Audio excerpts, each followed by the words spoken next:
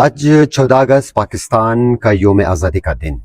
ہر طرف سبز ہلالی پرچم، ملی نغمے اور جشن کا سما ہے. آزادی صرف پرچم یا ملک کا نام نہیں، بلکہ یہ ہے کہ شہری آزادانہ رائے دے سکے، اپنے نمائندے منتخب کر سکے اور ووٹ کی عزت ہو اور بلا خوف اپنے حقوق کے لیے آواز اٹھا سکے.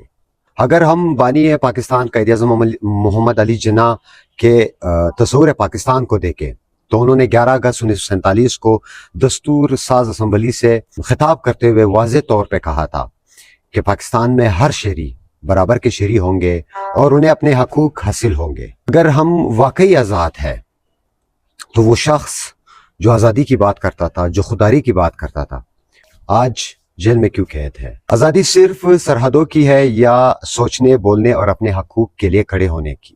کیا ہم نے وہ پاکستان حاصل کر لیا جس کا خواب ہمارے بزرگوں نے دیکھا تھا اور انہوں نے قربانیاں دی تھی؟ آج ہم 14 اگست کے دن جشن مناتے ہیں، ایک دوسرے کو مبارکباد دیتے ہیں حقیقی آزادی کے لیے، اور اس لیڈر کے لیے جو جیل کی سختیاں برداشت کر رہا ہے، ان کے لیے آواز اٹھائے، اپنے حقوق کے لیے ضرور جدوجہد کرے کہ پاکستان ہم سب کا پاکستان ہے.